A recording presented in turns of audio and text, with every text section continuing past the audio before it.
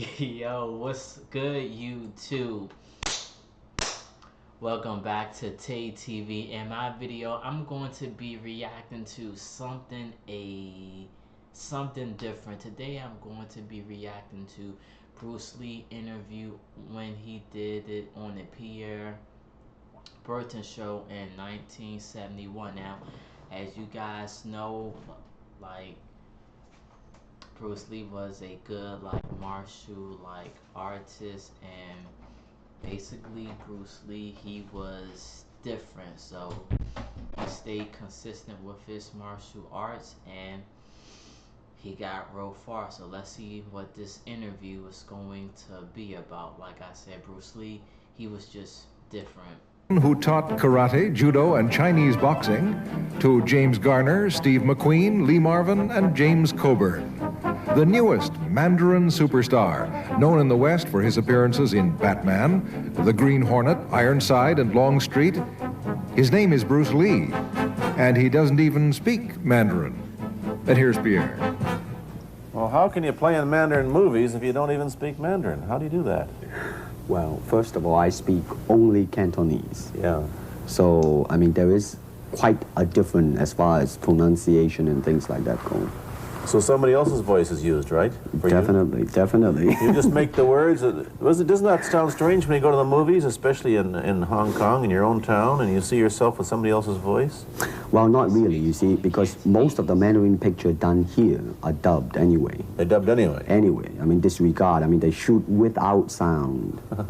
So it doesn't, make any difference. Your lips never quite make the right words, do they? Well, that's where the difficulty lies, you see. I mean, in order to, because the Cantonese have a different way of saying things, different from the Mandarin. Yeah. So I have to find something similar to that and keep a kind of a feeling going behind that. Something that matching the Mandarin deal. Like the old silent days. Complicated? Like the old silent days. But I gather in the movies made here, the dialogue is pretty stilted anyway. Yeah, I agree with you. I mean, see, to me, a motion picture is motion. Yeah. I mean, you got to keep the dialogue down to the minimum. Did you look at many Mandarin movies before you started playing in the first one? Yes. What did you think of them when you saw them? Quality-wise, I mean, I have to admit that it's not quite up to the standard. However, it is growing, and it is getting higher and higher and going toward that standard, that what I would term quality. They say the secret of your success in that movie, The Big Boss, which was such a success, you're in Rocket and you just... Big Boss is one of Bruce Lee's best movies. I remember watching that when I was younger, but yeah, The Big Boss, it is one of Bruce Lee's good movies. Stardom in Asia was that you did your own fighting. As an expert in the various martial arts in China, what did you think of the fighting that you saw in the movies that you studied before you became a star? Well, I mean, definitely in the beginning, I had no intention or whatsoever that what I was practicing and what I'm still practicing now would lead to this to begin with. But martial art has a very, very deep meaning as far as my life is concerned, because as an actor, as a martial artist, as a human being, all these I have learned from martial art. Maybe for our audience who doesn't know what it means, you might explain exactly what you mean by martial art. Right. Martial art include all the combative arts like karate or karate, judo, Chinese kung fu or Chinese boxing, whatever you call it. All those. You see, like Aikido, Korean, I can go on and on and on. But it's a combative form of fighting. I mean, it's not, some of them became sport, but some of them are still not. I mean, they use, for instance, kicking to the groin, jabbing fingers at the eyes and things like that. No wonder you're successful in the Chinese movies. Are full of this kind of action anyway. They needed a guy like you could... Violence, man. So you didn't have to use a double when you moved into the motion picture world here. You did it all yourself. Right. Can you break 5 or 6 pieces of wood with your hand or your foot? I'll probably break my hand and foot. But tell me a little bit You set up a school in Hollywood, didn't you, for people like Yes. James Garner and Steve McQueen and the others? Yes. Why would they want to learn Chinese martial art? Because of a movie role? Not really. I mean, most of them, you see, to me, at least the way that when I teach it, all type of knowledge ultimately means self-knowledge. So he says all knowledge means self-knowledge. That's a powerful statement. So therefore, they're coming in to, and ask me to teach them not so much of how to defend themselves or how to do somebody in. Rather, they want to learn to express themselves through some movement, be it anger, be it determination, or whatsoever.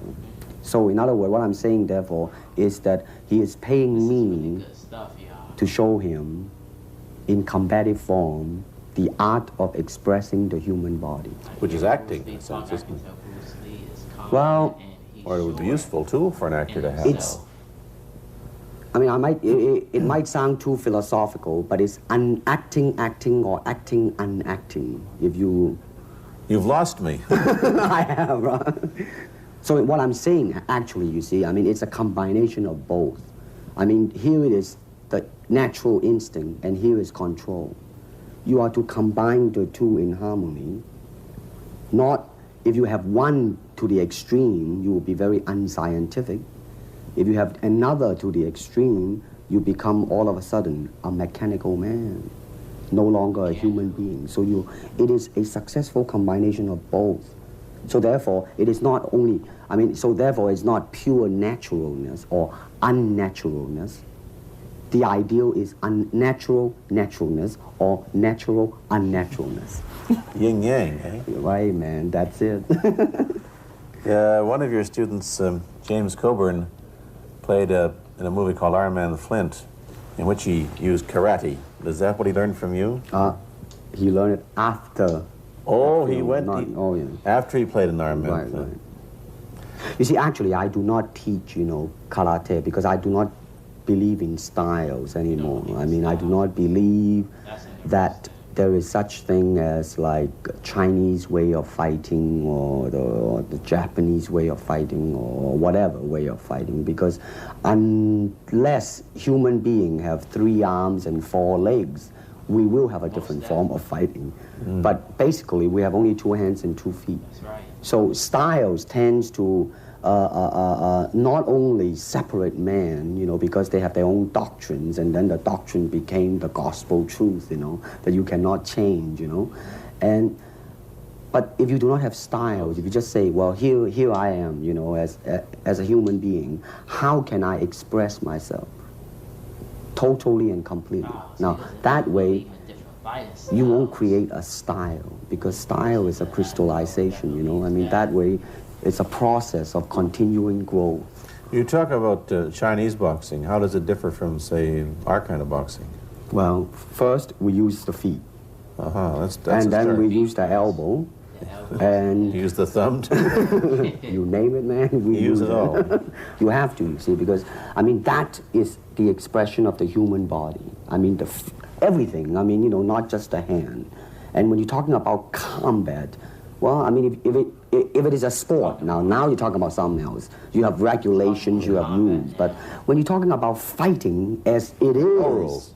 with no rules, Not real fighting. well then, baby, you better train every part of your body. And when you do punch, now I'm leaning forward a little bit, hoping not to hurt any camera angle. You gotta put the whole hip into it and snap it and get all your energy in there and make this into a weapon. I don't want to tangle you on any day. Everything, not just the hand. And when you're talking about combat, well, if it is a sport, now you're talking about something else. You have regulations, you have rules. But when you're talking about fighting as it is, rules. with no rules, Not real fighting. well then, baby, you better train every part of your body. And when you do punch, now I'm leaning forward a little bit, hoping not to hurt any camera angle. You gotta put the whole hip into it and snap it and get all your energy in there and make this into a weapon. I don't want to tangle you in any dark that right now. You came at me pretty fast there. What is the difference between Chinese boxing and what we see these young men doing at 8 o'clock every morning on the rooftops in the parks called shadow boxing, which they're always... Well, actually, you see, that is part of Chinese boxing. It is. There are so many schools. Everybody schools. here seems to be, you know, going like this all the time. Well, that's good. I'm very glad. I'm very glad to see that, because at least somebody is caring for their own body, right? Yeah. I mean, that's a good sign. Well, it's a kind of a slow form of exercise, which is called Tai Chi Chuan. I'm speaking Mandarin just now. Yeah. Cantonese, Tai Chi Kun, okay? I see. And it's more of an exercise for the elderly, not so much for the Give young. me a demonstration. Show me. Can you do it, a little bit of it? Just so I mean, that, hand-wise, it's very slow. Oh, is it? And you push it out, but all the time you are keeping the continuity going. Bending, stretching, everything. You know, suppose, you know, I mean, you just keep it moving. It's like a ballet dancer there. Yeah, it is. I mean, to them, you see, the idea is running water never grows stale. So you got to just keep on flowing. Of all your students, famous, James Garner, Steve McQueen, Lee Marvin, James Coburn, Roman Polanski, which was the best, who adapted best to this Oriental form of exercise and defense? Well, depending, okay? Now, as a fighter, Steve McQueen, now, he is good in that department because that son of a gun got the toughness in him. Yeah, I mean, see it on the screen. I mean, he would say, all right, baby, here I am, man. You know, and he'll do it. Yeah. Now, James Coburn is a peace-loving man. Yeah, I met him. Right? I mean, Yeah. you've met him. I mean, he's really, really nice. I mean, super mellow and all that. I mean, you know, I mean, now he appreciates the philosophical part of it. Therefore, his understanding of it is deeper than Steve. So it's really hard to say. You see what I'm saying now? I see. I mean, it's different. So that's, I mean, depending on what you see in it. Interesting that we don't, in our world, and haven't since the days of the Greeks who did, combined philosophy and art with sport. But quite clearly, the Oriental attitude is that the three are facets of the same things. Man, listen, you see, really, to me, okay, to me, ultimately, martial art means honestly expressing yourself. Now, it is very difficult to do. I mean, it is easy for me to put on a show and be cocky and be flooded with a cocky feeling and then feel like pretty cool and all that. Or I can make all kinds of phony things, you see what I mean, blinded by it. Or I can show you some really fancy movements. But to express oneself honestly, not lying to oneself, and to express myself honestly, now that, my friend, is very hard to do, and you have to train. You have to keep your reflexes so that when you want it, it's there. Right. When you want to move, you're moving. And when you move, you are determined to move. Not taking 1 inch, not anything less than that. No, if I want to punch, I'm going to do it, man, and I'm going to do it, you see. So, I mean, so that is the type of thing you have to train yourself into it, to become one with the, you think? Yeah, this is very un-Western, this attitude. I want to ask you about your movie and TV career, but first we'll take a break. Then I'll be back with Bruce Lee. I've been talking to Bruce Lee mainly about the Chinese martial arts, which include things like Chinese boxing, karate, and judo, which is what he taught when he was in Hollywood. After he left the University of Washington, where he studied, of all things, philosophy, if you can believe that. He did, but that, perhaps you understand why the two go together from the first half of this program. And you can perhaps understand how he got into films. He knew a lot of actors, but I'm told that you got the job on the Green Hornet, where you played Kato the chauffeur, mainly because you're the only Chinese-looking guy who could pronounce the name of the leading character, Britt Reed.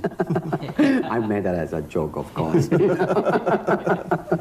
And it's a heck of a name, man. Yeah. I mean, every time I said it at that time, I was super conscious. I mean, really now, that's another interesting thing, huh? Let's say if you learn to speak Chinese. Yeah. And it's very, I mean, it's not difficult to learn and speak the word. the hard thing, the difficult thing, it's behind what is the meaning, what brought on the expression and feelings behind those words. Like when I first arrived in the United States, and I look at a Caucasian, and I really would not know whether he was putting me on or is he really angry, because we have different way of reacting to it. See, those are the difficult things, you see. It's almost as if you came upon a strange race where a smile didn't mean what it does to us. In fact, a smile doesn't always mean the same, does it? Of course not. Yeah, I just thought of that. Tell me about the big break when you played in Longstreet. I must tell the audience that That's it. Bruce Lee had a bit part or a supporting role in the Longstreet series, and this had an enormous effect on the audience. What was it? Well, you see, the title of that particular episode of Longstreet is called The Way of the Intercepting Fist.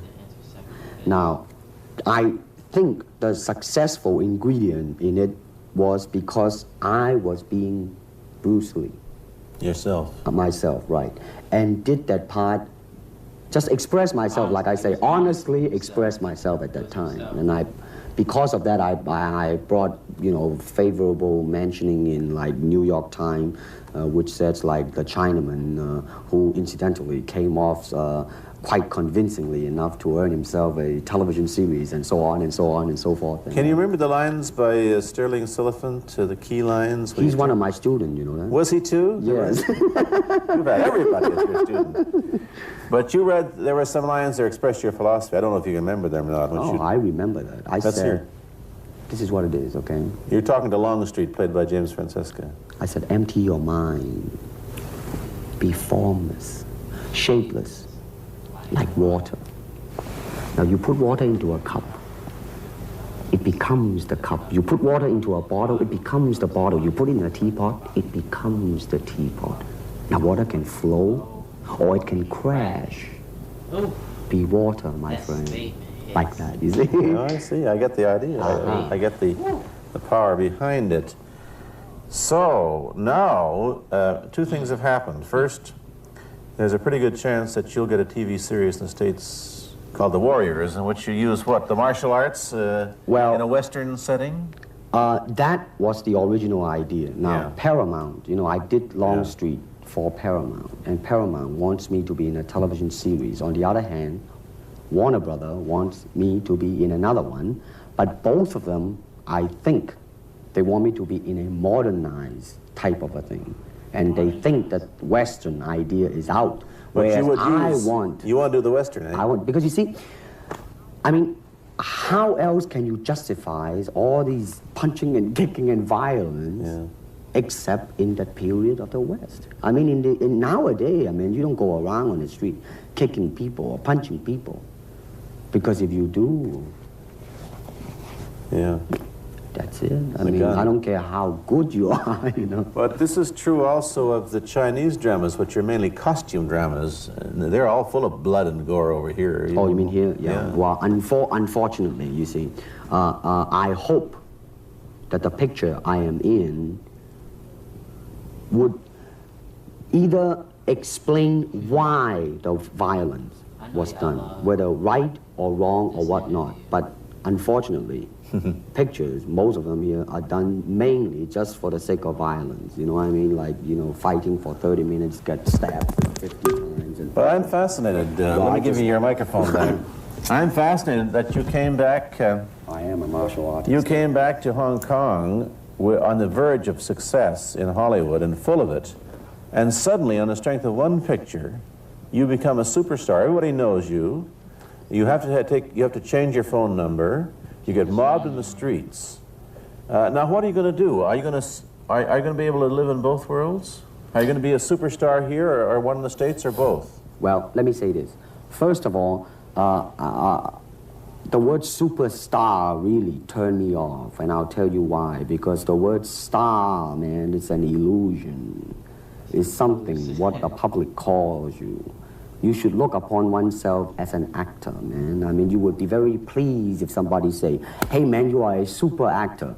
It is much better than, superstar. Yeah, therefore, you've got to admit that you are a superstar. You're not going to, if you're going to give me the truth.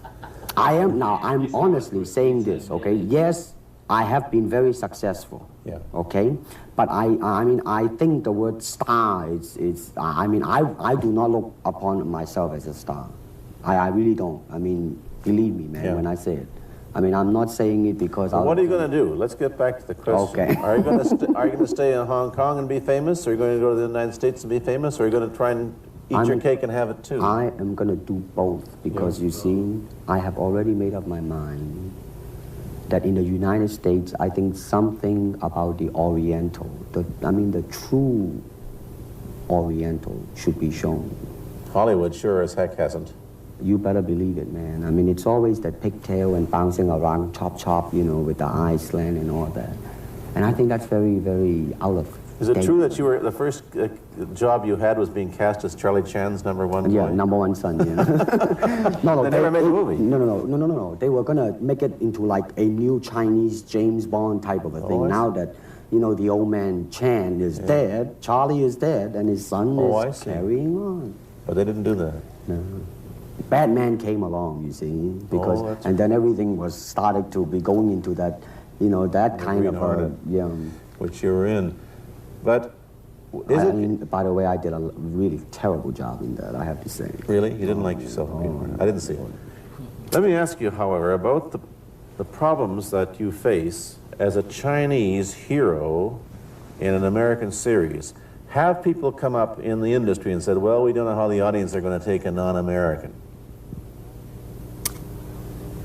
Well, such question has been raised. In fact, it is being discussed, and that is why The Warrior is not going to be on. I see. You see, because unfortunately, such thing does exist in this world. You see, like, I don't know, certain part of the country, right, where like they think that business-wise it's a risk. And I don't blame them, I mean, in the same way, it's like in Hong Kong, if a foreigner come and became a star, if I were the man with the money, I probably would have my own worry of whether or not the acceptance would be there. But that's all right, because if you honestly express yourself, it doesn't matter, see? Because Are you, how about the other side of the coin? Is it possible that you are, I mean, you're fairly hip and fairly Americanized. Are you too Western for Oriental audiences, do you think? Oh man, like, how? I have been Yes. criticized for that. You have, eh? Oh, I would yes, think so. definitely. Well, let me say this. When I do the Chinese film, I'll try my best not to be as American as I, you know, have been adjusted to for the last 12 years in the States. But when I go back to the States, it seems to be the other way around. You know You're what too I mean? exotic, eh? Yeah, man. I mean, they're trying to get me to do too many things that are really for the sake of being exotic. You understand what I'm trying to say? Oh, sure. So it's really, I mean, it's When you live in both worlds, it brings us problems as well as advantages, and you've got both. Time to go to a commercial. I'll be back in a moment Not only with was Bruce he Lee. a martial artist, he knew his stuff. Let me ask you whether the change in attitude on the part of the Nixon administration towards China has helped your chances of starring in an American TV series. Well, first of all, this happened before that. Yeah. But I do think that things of Chinese will be quite interesting for the next few years. I mean, not that I'm politically, you know, inclining toward anything. You know, No, I you understand what that, I'm but I'm saying? just wondering. But I mean, once the opening of China, you know, I mean, that it will bring more understanding. Yeah. More things that are, hey, like different, you know? And maybe in the contrast of comparison, some new thing might grow. So therefore, I mean, it's a very rich period to be in. Mm-hmm. I mean, like if I were born, let's say, 40 years ago, Yeah. if I have a thought in my mind, I said, boy, I'm gonna star in a movie or star in a television series in America. Well, that might be a vague dream, but I think right now, maybe, man. You still think of yourself Chinese, or do you ever think of yourself as North American? you know what I want to think of myself as a human being, because I mean I don't want to sound like, you know, as Confucius say, but under the sky, under the heaven, man, there is but one family. It just so happened, man, that people are different. Okay, we got to go. Thank you, Bruce Lee, for coming here. Thank you for yeah. watching. Thank you. Said this interview was dope. I love that this was something like different. Me reacting to this. This is it for my uploads for today. Thank y'all.